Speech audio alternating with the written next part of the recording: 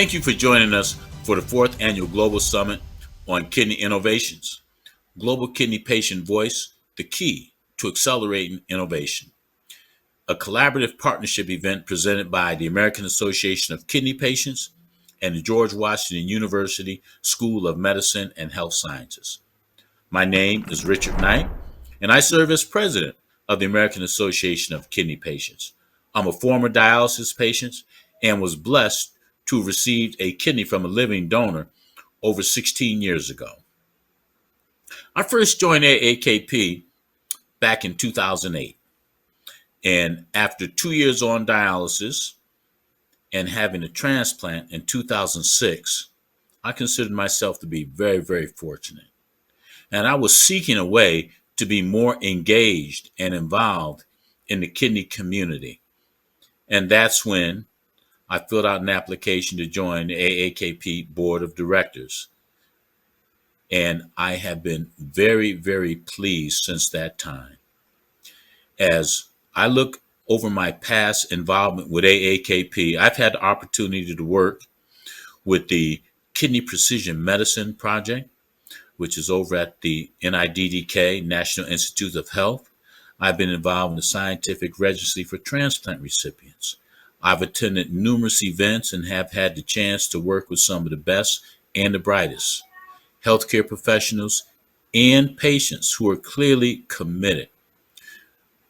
But the most important thing that I feel very, very thankful for is the opportunity to voice my concerns to those on Capitol Hill who are responsible for making the laws that will have an impact on our patient lives.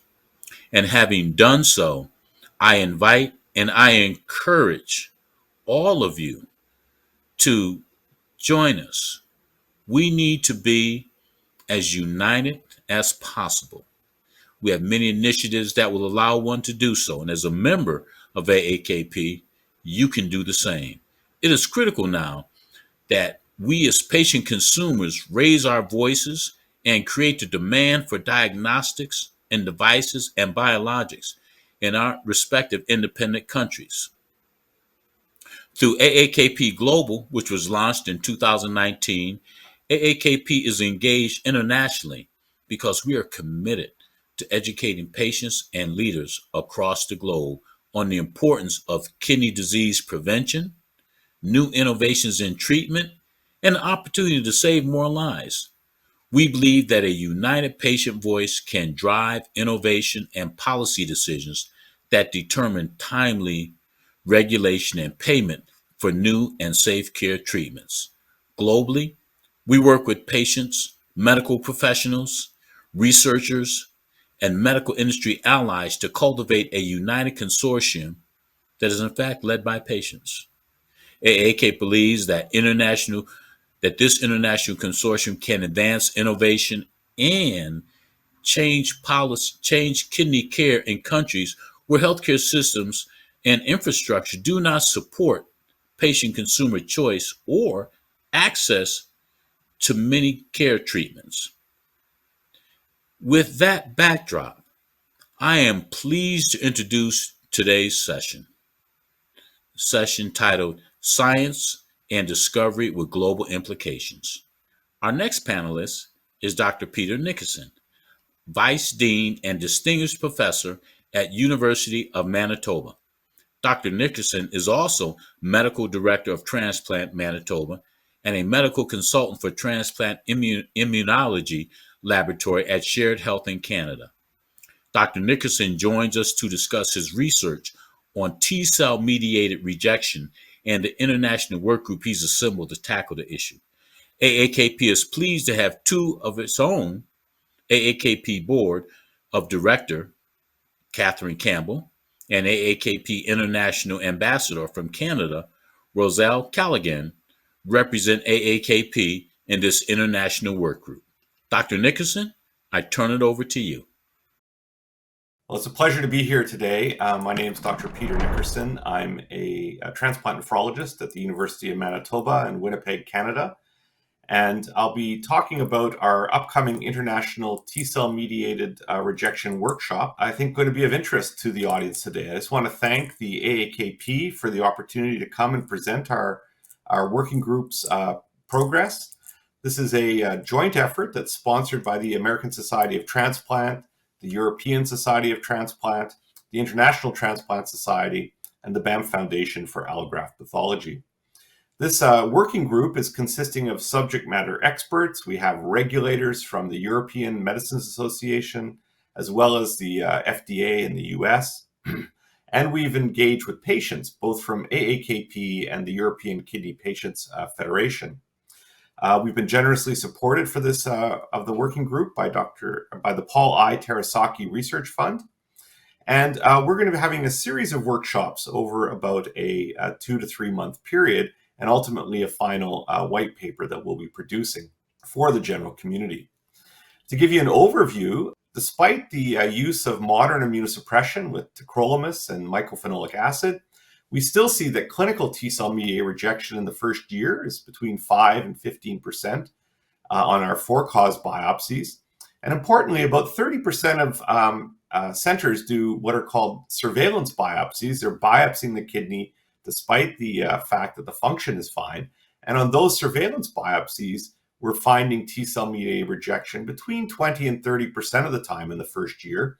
And this can be as low grade as a borderline rejection to more advanced grades of T-cell mediated rejection. Now, in terms of therapeutic treatment of T-cell mediated rejection, the last time this was developed in guidelines, the KDIGO guidelines, it's been over a decade now.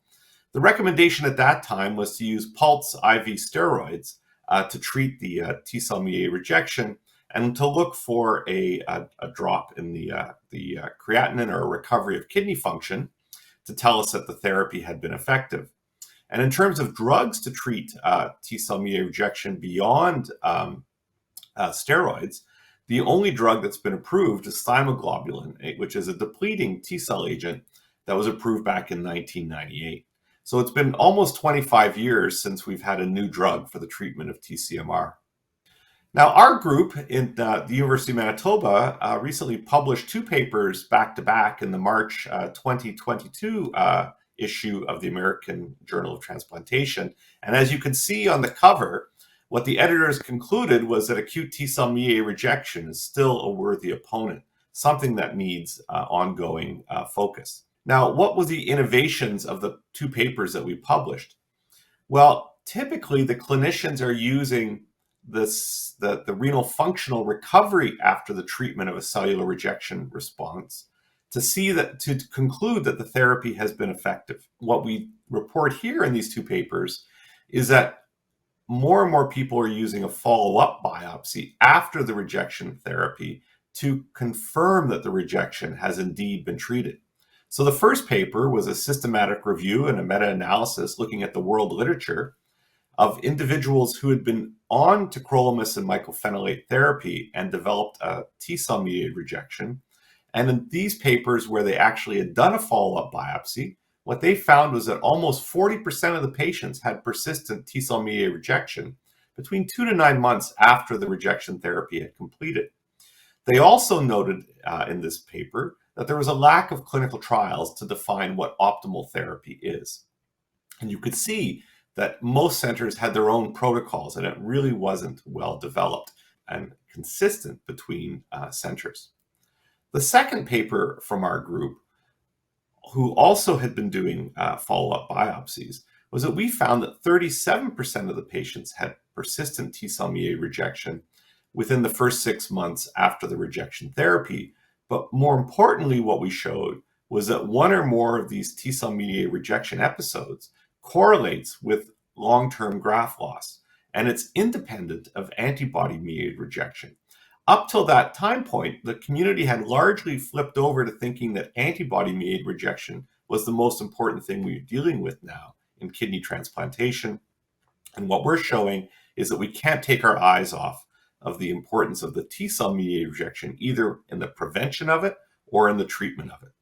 So what we're really thinking is that we need to have clinical trials that will improve long-term outcomes by identifying novel treatment therapies that will allow us to have a better response. So in this model, what we're showing is that an early TCMR event, if effectively treated, will go into remission. There will be no ongoing graft inflammation, and that would lead to excellent graft outcomes. For those patients who have an initial TCMR, if they're not responding to the therapy completely, they may have functionally recovered, but if you do the follow-up biopsy and it's persisting, we know that that persistent TCMR itself can be a trigger for the development of a donor-specific antibody, which could lead to chronic active antibody-mediated rejection. Or that persistent TCMR, if not picked up, could transition over to a chronic active TCMR. And that both of these together could lead to reduced graft survival.